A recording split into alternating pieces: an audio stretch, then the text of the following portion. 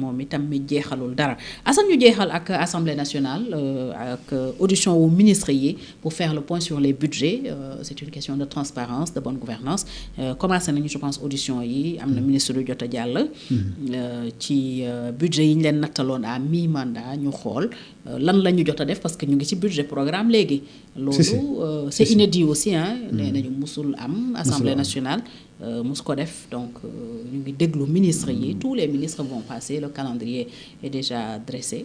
ñoo gisee démarche boobu quand même sous Pastef. non bon démarche bu baax la je crois que loolu moom. dans le jubal jubanti. waaw.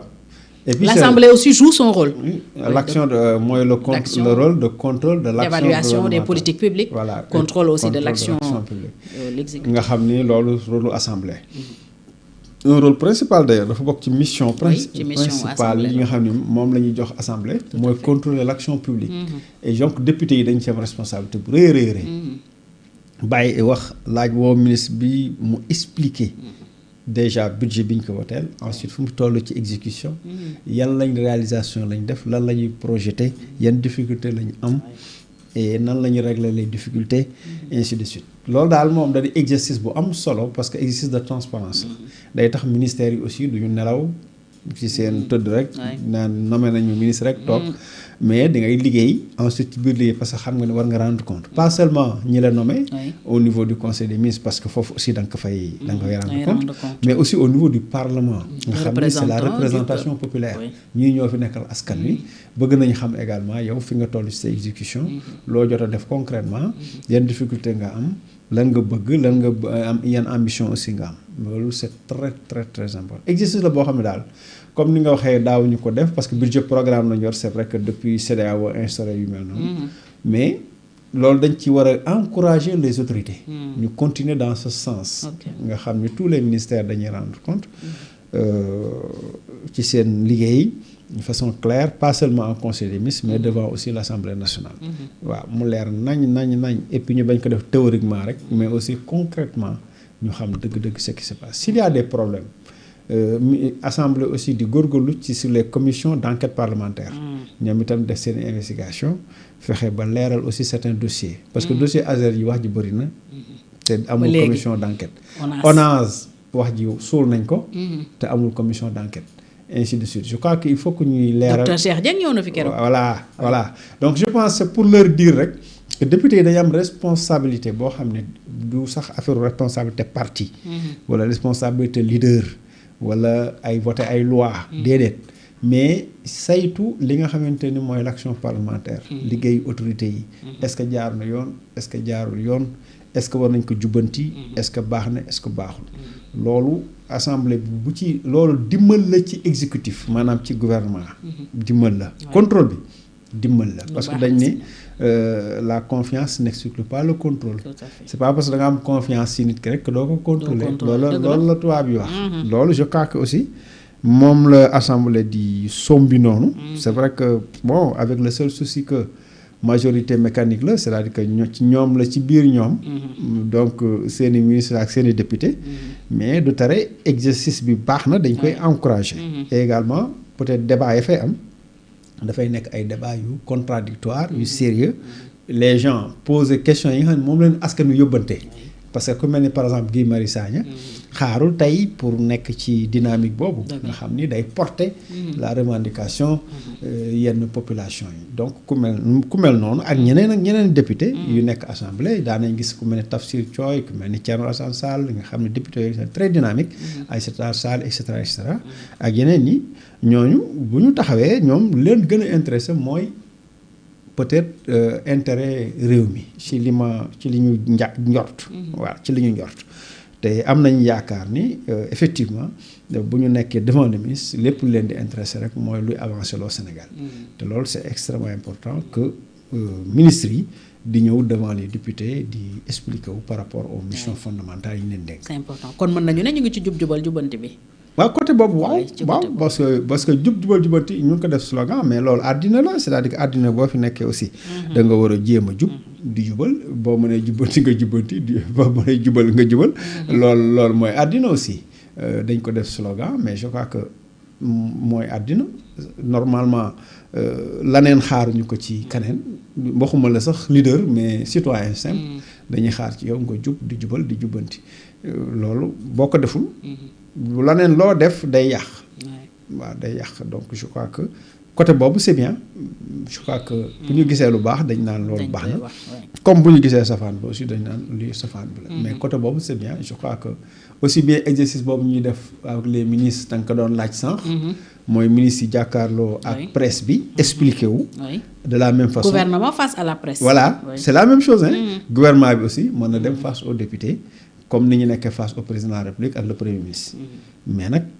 communication bi li muy bëri jëf jaa war a gën a bëri ni ñu liggéey loolu jar ñuy wax li ma bañ rek mooy wax ji ëpp liggéey bi nañuy liggéey bu ñu liggéeyee bari soos jëf ji tontu wax yi door nag ni ñu de def nañ nii def nañ waaye wax ju bëri aussi bëgguñu ay wax ju bëri c'est-à-dire wax ju bu ma nee wax ju bëri mooy wax joo xam ne àndul ak jëf wax ba wër la su fekk borom waaw. te booy jëf dëgg sax dootal wax. waaw ma c'est juste rek pour expliquer que.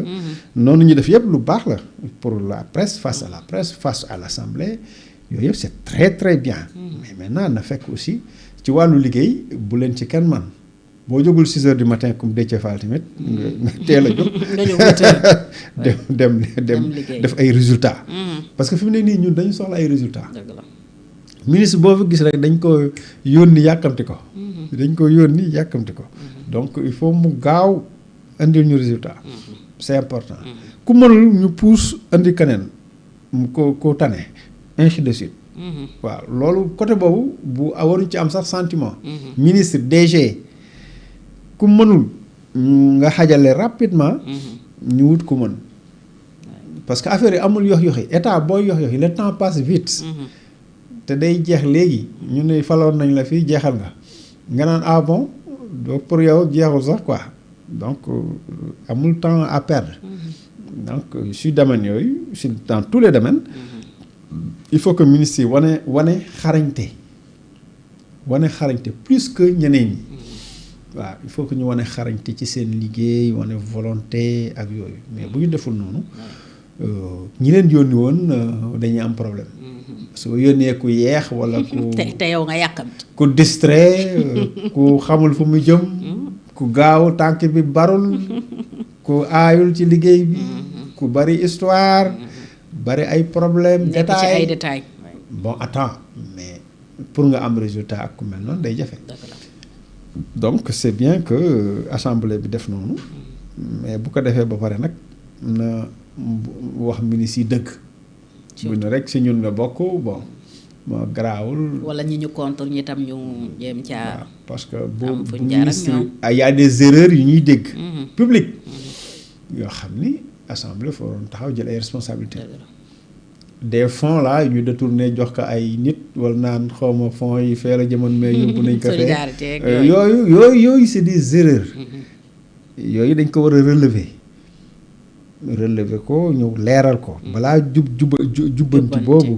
jubbanti boobu waaw yooyu loolu ci la bokk que les dossiers soient clairs net ñu bañ a complaisant c'est pas man nga bokk wala yooyu wala que ala après loo def baax na loo bëgg a def baax na non boobaa day indi problème liggéey moom bu taxawee xaritoo mbokkoog yëpp day dàqu. loo gisee pays développé ñu leen di xas c'est le travail ñu leen di xas ak yooyu mais pays développé foofu la ñu mën dëgg la bu dee les relations viennent après quand c'est le travail c'est le travail justice duñu complaisant même doomu président bu ñu la jàppee dañuy teg ci yoon député bi boo ñëwee assemblée yow ministre bi dañuy teg ci yoon même boo bokk ngeen bokkee camp foofu ñoom la ñu xawee rawee tuuti dañuy def la part des choses di xàmmee lii ak lee ñun nag parfois dañ ko dul def systématiquement am na ñoo moo tax bëri na ñoo xam ne dañuy teg structure nekk ci ak seen mbokk mais ñoo leen di yàqal si parce que dañuy jël mbokkoo gi dugal ko ci biir liggéey bi waaw mais wala ñu jël xaritoo gi dugal ko ci biir liggéey bi bokk na ci li ñu tardeel dans toutes les entreprises c'est comme ça loolooy problème la preuve boo jëlee ko compétent wul parce que simplement yéen a bokk sa mbokk la wala sa xarit la wala soo ko jëlul ñu xas la waaw boo ko jëlul ñu xas la moom da yor na waaye jëlul kenn fekk li muy liggéey yéen mënu leen ko donc nga dem jël ko après yow nga bëgg a liggéey bi topp ci ginnaawam tout le temps rectifier defar ça perd du temps léegi en même temps yow liggéey bi day sooxe. du dem c'est l'Afrique quoi. diggante bi yàqu. ndax diggante bi yàqu am ay problème liggéey ba du dem. bëri na ci ñu yor ay entreprise nekk ci seen mbokk yooyu problème la ñu am. si je sais. ñooñu tam ñu waxal leen. je sais parce que y a un problème de compétence. parce que li dama koy wax tout le temps mun nga wax loo mënul mais mënoo def loo mënul. loolu dëgg la. bu la neexee nag waxal. sa wax la de waaye dëgg la. bu la neexee waxal lu la neex. wax loo mënul yomb na di. waaye bu jëf jotee li nga mën rek nga def. ñoo xam ko ne lu mu mën. ah dëgg la. jëfal rek mën naa ñun la defal dawal avion ñun la taalal. bu wax hélicoptère bi de. ah su wax hélicoptère bi. hélicoptère bi déedéet waxuma sow de sow kay am na fi bëri rek tànka bàyyi moom tabax ay bâtiment de moo gën a yomb. yàlla baax na yàlla baax na. mën naa dawal kii bi avion. ñun la ayca. naawal xam nga nag wax dëgg yàlla yooyu day fekk nga mën ko mais boo ko mënul doo ko def. dëgg la de. c'est la même chose domaine yëpp li nga mënul doo ko def. li nga mën ngay def. léegi nag dañuy fexe ba nit ñi li ñuy mën ñu leen koy jox. buñ la joxee loo mënul yow ñoo la tooñ dañ laa tooñ. am de yow mi ko nangu aussi tooñ nga sa bopp. waaye nag ka la ko jox tooñ na. tooñ na la parce que boo joxee nit lu mu mënul mais du dem. noo bëgg mu doxal ko. xamu ko mënu ko du ko doxal. c'est aussi simple que ça. boo jëlee jigéen par exemple mënul togg nga nekk acc am taal. ah xam nga tamit day léegi dina jàmb yëpp boole yëpp jàmb ah jël yi dugal jàmb après yàq. ngay lekk di gañ avec les résultats yi nekk ca biir. ngay lekk di gañ. waaw naan waaw ainsi de suite donc loolu mooy waral toujours nit ki dafa war a man avant ñu koy dugal ci foofa. ci poste boobu. mais booy wut naa kii sama mbokk la sama xarit la sama lii la sama nangam la comme Sénégal ak Afrique. ni ñu koy defee loolu moo waral lépp taxaw. lépp day ànd taxaw. ah jëluñu les personnes qu'il faut ci poste yi nga xamante ni qu'il faut. te loolu dal na régime bi. c'est le premier ministre lui-même qui l'a dit. qui a fait le constat. waaw qui avait fait le constat moom nag na nga yedd boppam ñoom ñoo waxoon. bu ñu defoon attention appel à candidature. ci circuit boobu bu ñu defoon attention ci circuit boobu dès le début. peut-être que dinañ gën a am ay compétences ci yenn domaines yi waaw. li ñu waxee appel à candidature ñëpp amoon nañu yaakaar que ni bon. parce que yi daan am du am. parfois orientation yenn difficulté yenn ministères yi. yenn saa yi li koy waral loolu ci la. parce que ministère bi domaine yenn domaines yi. c'est vrai qu'il y a toujours un directeur technique une direction technique. qui s'occupe des questions techniques. ñoo xam ne ka fa ne peut-être il maîtrise le travail. mais aussi il faut voir que. moom rek mënul doxal. orientation suivi. évaluation et suivi yooyu ci la de. mais dans l'exécution. c'est pas aussi simple que ça. dëgg la waaw c'est important. jërëjëf Assane xam naa mën nañoo taxaw foofu. waaw waaw mën nañu taxawante rek. on a fait le tour donc. ñu taxaw foofu ba altine incha allah. incha allah ziar ñëpp sant ñëpp di gërëm ñëpp jéggalu si kàddu yi rek parfois. tey moom defoo dara xanaa avant nga ñu daaj rek. avant mais yàqoo émission bi en direct waaw yàq nga ko avant. te partenaire stratégique des fois yooyu. sànq bi nga waxee partenaire stratégique sax dama foogoon ne am nga koy cité nga jàdd ma foog ci partenariat. bi ñuy wax Amadou Ba. waaw sama xel dem na si partenariat stratégique bi nga bëgg. waaw waaw partenaire stratégique rek dafa baax. mais loolu suñu secret la du ñu wax kenn. Saliou Fall Assane yàq na émission bi avant nee na la bul yàq émission bi. Saliou waaw mais yàq na ko avant. yàq na avant ñuy commencer. yàq waaye yenn saa yi noonu lay def avant ñuy commencer lay yàq émission bi Assane mi ngi noonu. waaw ñu ngi nuyu ñëpp. Assane c'est Assane ziar ñëpp. oui comme on a encore 10 minutes bon je peux en profiter pour nuyu ñi nekk ci live bi c'est bien aussi des fois ñu xam ne gis nañu leen. Madaba moom elle est toujours là. mu ngi fii elle est fidèle oui Madaba non Madaba moom elle na nu. toggagul ngurbaan oui noonu Madaba xanaa waaw moom certainement mën na togg moom. waaw xam naa waaw moom xam naa ne. waaw maanaam man sas naa la ngurbaan bi. am na ay ngelajo. macha allah. ay ngelajo. kon maanaam gérer ngurbaan bi. ngurbaan bi pour sa nijaay Assane yaaso poulet lañ. Marème Dabo. yaaso poulet. Khalil d'accord na de. non Madamba moom mën na togg moom. loolu moom j'en doute pas. donc Marème ñu ngi lay nuyu yow tamit si c'est Lahat Kouten moom nee na il nous suit depuis Milan Italie.